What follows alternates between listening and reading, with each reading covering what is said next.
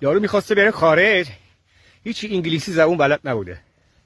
رفیقش میگه بابا راحت انگلیسی صحبت کردن. اونا کلماتشو آخرشو یه خورده میکشن. ما میگیم برادر، اونا میگن برادر. ما میگیم مادر، اونا میگن مادر. راحته بابا. اونا پا میشه میره خارج.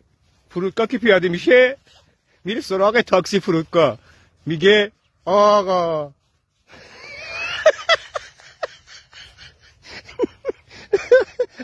اونم میگه بله. میگه منو به هتل میرسونی؟ اونم میگه باشه. میگه آقا. اونم میگه بله. شما ایرانی هستید؟ اونم میگه آره. میگه بابا بگو دیگه 2 ساعت داریم انگلیسی صحبت میکنیم.